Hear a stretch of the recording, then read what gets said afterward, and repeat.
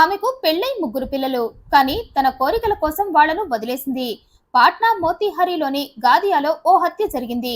ఆ హత్యకు కర్త కర్మ క్రియ అన్ని ఓ ఆడది అని తెలిసి అందరూ షాక్ అయ్యారు. అఫ్రిదా ఖాతున్. ఈమెకు పెళ్లైంది.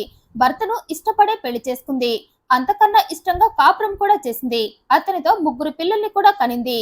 అయితే కాలం గడుస్తున్న కొద్దీ ఖాతున్ కు ప్రేమించి పెళ్లాడిన భర్తపై ప్రేమ తగ్గుతూ వస్తుంది. కారణం ఖాతున్ అతి కోరికలే. ఆమె మితిమీరిన కోరికలకు భర్త సరిపోలేదు. అందుకే తన కోరికలను పూర్తి స్థాయిలో భర్త తీర్చలేడు అనుకుంది. అందుకే భర్త నుండి విడిపోయి తన సుఖం తను వెతుక్కోవాలి అనుకుంది. ఇక అదే విషయాన్ని భర్తకు కూడా చెప్పింది. అయితే అది విన్న భర్త ఖాతున్ని తిట్టాడు. ఆడదానికి ఇంత మితిమీరిన కోరికలు ఉండకూడదు అని హితవు చేశాడు. కానీ తను పుట్టింది కామ కోరికలను తీర్చుకోవటానికి అన్న కాన్సెప్ట్ లో ఉన్న ఖాతున్ కి ఆ మాటలు నచ్చలేదు. అందుకే సైలెంట్ గా భర్తను పిల్లల్ని వదిలేసి పారిపోయింది. 2013లో ఖాతున్ తన భర్తను ప్రేమించి పెళ్లి చేసుకొని 3 పిల్లల్ని కని పారిపోయి మళ్లీ 2020లో భర్తకు దొరికింది.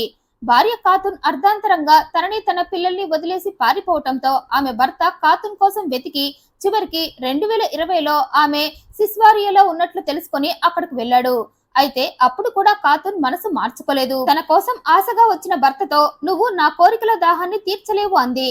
అంతేకాదు మళ్ళీ ఎప్పుడు నీ ముఖం నాకు చూపించద్దు అంటూ భర్తకు విడాకులిచ్చేసి అతనితో చట్టపరంగా తెగతింపులు చేసుకుంది. ఆ తర్వాత అదే ప్రాంతానికి చెందిన సురేష్ కుమార్ ను ప్రేమించింది. ఈ సురేష్ కూడా ఖాతున్ ప్రేమించాడు. కట్ చేస్తే ఖాతున్ సురేష్ ని పెళ్లి చేసుకోవాలి అనుకుంది. అయితే తన మొదటి భర్త దగ్గర జరిగిన అనుభవం సురేష్ దగ్గర కూడా జరుగుతుందేమో అని ముందుగానే సురేష్ తో కమిట్ అయింది. తన కోరికలను సురేష్ తీర్చగలడు అని కన్ఫర్మ్ చేసుకున్నాకే అతని మెడలో వరమాల వేసింది. అలా సురేష్ ని 2021లో పెళ్లి చేసుకుని 2023 డిసెంబర్ వరకు అతనితో హ్యాపీగానే ఉంది. అయితే ఇద్దరు పెళ్లి చేసుకున్నాక కొంతకాలానికి నేపాల్ వెళ్లిపోయారు. అక్కడ ఇద్దరు ఓ ప్రైవేట్ కంపెనీలో పనిచేస్తూ చాలా హ్యాపీగా ఉన్నారు. సురేష్ కి ఖాతున్ కి ఆల్రెడీ పెళ్లై 3 పిల్లలు ఉన్నారని తను పిల్లల తల్లిని ప్రేమించాని ముందే తెలిసే ఆమెను పెళ్లాడాడు. ఇక ఖాతున్ తన రెండవ భర్తతో చాలా హ్యాపీగా ఉంటుంది. అసలు ఆమెకు తన 3 పిల్లలు ధ్యాసే లేదు. ఏ రోజు వాళ్ళ దగ్గర తల్లిలా ప్రవర్తించలేదు. మరి ఏ రోజు పిల్లలకి తల్లి ప్రేమ ఇవ్వలేదు. వాళ్ళు తనకు పుట్టిన పిల్లలన్న ఫీలింగ్ ఆమెకు ఏ కోసానా లేదు. అందుకే వాళ్లపై మమకారం పెంచుకోలేదు. అందుకే ఆ ధ్యాస లేకుండా రెండవ భర్తతో హ్యాపీగా తన కోరికలు తీర్చుకుంటూ ఉంది. అయితే ఇక్కడ కూడా కథ మళ్ళీ మొదటికే వచ్చింది. రెండవ భర్తతో సంసారం చేసే కొద్దీ అతనిపై కూడా నెగిటివ్ ఫీలింగ్ ని పెంచుకుంది ఖాతున్. ఇక నైట్ డ్యూటీలు చేసేటప్పుడు తన మితిమీరిన కోరికలను కంట్రోల్ చేసుకోలేకపోయింది ఖాతున్. పైగా సురేష్ వల్ల తన కోరికలన్నీ పూర్తి స్థాయిలో తీరటం లేదు. అందుకే ఆలోచన చేసింది. సురేష్ వల్ల కూడా తను పూర్తి స్థాయిలో శృంగారంలో తృప్తి పడలేకపోతున్నా అనుకుంది. అందుకే సురేష్ కి మెల్లగా దూరం అయ్యి మళ్ళీ మరో ఫ్రెష్ క్యాండిడేట్ ని వెతుక్కోవాలి అనుకుంది. ఇదిలా ఉండగా వీరు చేస్తున్న కంపెనీ నష్టాల్లో ఉండటంతో వీరిద్దరు ఉద్యోగాలు ఊడిపోయాయి. దీంతో ఇద్దరు కలిసి తెలిసిన వాళ్ల ద్వారా వక్రియాదల్ కు వచ్చారు. అక్కడ కొంతకాలం వర్క్ చేశాక బెటర్ జాబ్ కోసం మళ్ళీ ఇద్దరు మోతీహరిలోని గాదియాకు వచ్చి అక్కడ ఓ టవర్ కంపెనీలో కార్మికులుగా చేరారు. 2024 జనవరి నెలలో ఇద్దరు ఆ కంపెనీలో చేరారు. ఇక ఇక్కడే ఈ ఖాతున్ కి మనీష్ కుమార్ అనే వ్యక్తి పరిచయం అయ్యాడు. ఈ మనీష్ అదే కంపెనీలో సీనియర్. ఇక మనీష్ పరిచయంతో ఆమె కామ కోరికలు మళ్లీ ఊపిరి పోసుకున్నాయి. అందుకే భర్తను సైడ్ చేసేసి మనీష్ తో రొమాన్స్ స్టార్ట్ చేసింది. అయితే ఈ విషయం భర్త సురేష్ కు వెంటనే తెలిసిపోయింది. ఎందుకంటే వీరందరూ ఒకే చోట పనిచేస్తూ ఉండటంతో ఖాతున్ వేషాలన్నీ భర్త గమనిస్తూనే ఉన్నాడు. ఆమె తనకు సీనియర్ అయిన మనీష్ తో చనువుగా ఉండటం భర్త గమనించాడు. పైగా ఆమె బుద్ధి తెలుసు కాబట్టి వెంటనే ఎలర్ట్ అయ్యాడు. అందుకే నువ్వు మనీష్ తో అంతా క్లోజ్ గా ఉండొద్దన్నాడు. అందుకు ఖాతున్ ఉంటే ఏమైందంది. ఏమవుతుందో నీకు తెలీదా అన్నాడు. తెలుసందామే. తెలిసే ఇదంతా చేస్తున్నావా అన్నాడు భర్త. తెలిసే కావాలనే చేస్తున్నా అంది భార్య. నీ దగ్గర నాకు కావలసిన సుఖం దొరకటం లేదు. ఒకప్పటిలా శృంగారంలో నీతో నేను ఎంజాయ్ చేయలేకపోతున్నా. నీతో నా కోరికలు తీరటం లేదు. అందుకే మరో ఆప్షన్ చూసుకున్నా తప్పేముంది అంది. ఇక అక్కడితో ఆగిందా అంటే భర్త ముందే ప్రియుడితో రొమాన్స్ చేస్తూ లెక్కలేనన్ని సార్లు భర్తకు తన డక్టీ పిక్చర్ మొత్తం చూపించింది.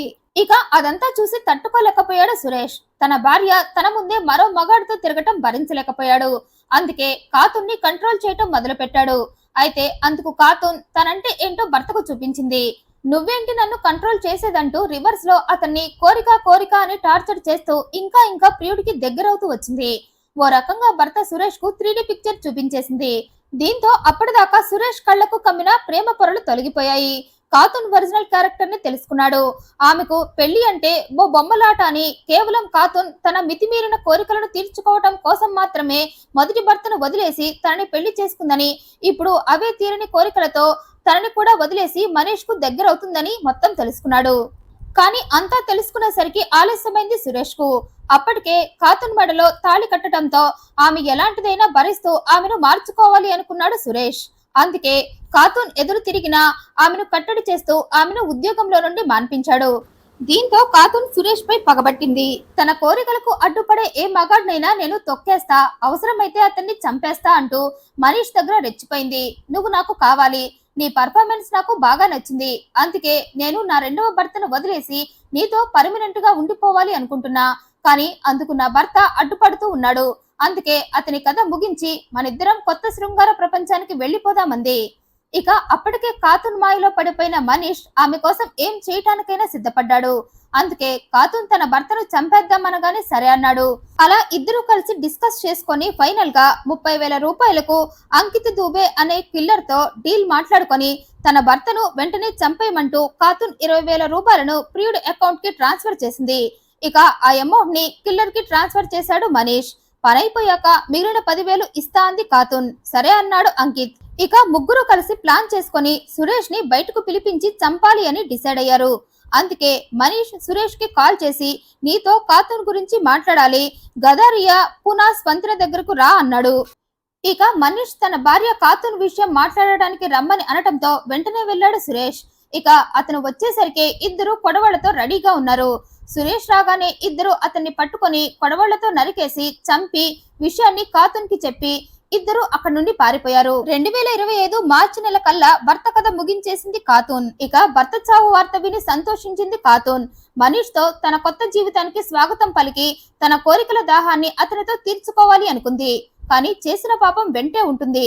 ఓ మనిషిని చంపి సుఖపడదాం అనుకుంటే కర్మ ఒప్పుకోదు కదా, వడ్డీతో సహా పనిష్మెంట్ రూపంలో తిరిగి ఇచ్చేస్తుంది. ఈ కాతున్ విషయంలో కూడా అదే జరిగింది. వంతెన దగ్గర శవం ఉందని అటుగా వెళ్తున్న వారు పోలీసులకు చెప్పడంతో అక్కడకు చేరుకున్న పోలీసులు ఆ శవాన్ని హ్యాండ్ ఓవర్ చేసుకున్నారు. పోస్ట్ మార్టం రిపోర్ట్ లో అతనిది హత్య అని తేలింది. పైగా స్పాట్ లోనే పదునైన ఆయుధాలు, రక్తంతో తడిసిన కొడవలి దొరికాయి. దీంతో ఆ శవం ఎవరిదా అని ఎంక్వైరీ స్టార్ట్ చేశారు పోలీసులు. కొన్ని డేస్ కి ఆ శవం ఆ ప్రాంతానికి చెందిన సురేష్ గా తెలిసింది. ఇక అతను ఓ టవర్ కంపెనీలో పనిచేస్తున్నాడని తెలుసుకొని అక్కడికి వెళ్లి ఎంక్వైరీ ప్రారంభించారు పోలీసులు. అయితే ఆ టైంలో సురేష్ సీనియర్ అయిన మనీష్ అక్కడ లేకపోవటం, అతను చాలా కాలం నుండి ఆఫీస్ కి రావటం లేదని తెలియటంతో పోలీసులకు ఈ మనీష్ పై డౌట్ వచ్చి అతని గురించి ఆరా తీగా సురేష్ భార్య కాతున్ తో మనీష్ కు ఎఫైర్ ఉందని తెలిసింది. దీంతో కాతున్ ని అదుపులోకి తీసుకున్నారు పోలీసులు. విచారణలో ఆమె తన ప్రియుడు మనీష్ తో కాంట్రాక్ట్ కిల్లర్ అయిన అంకిత్ తో కలిసే భర్త హత్య చేయించానంది.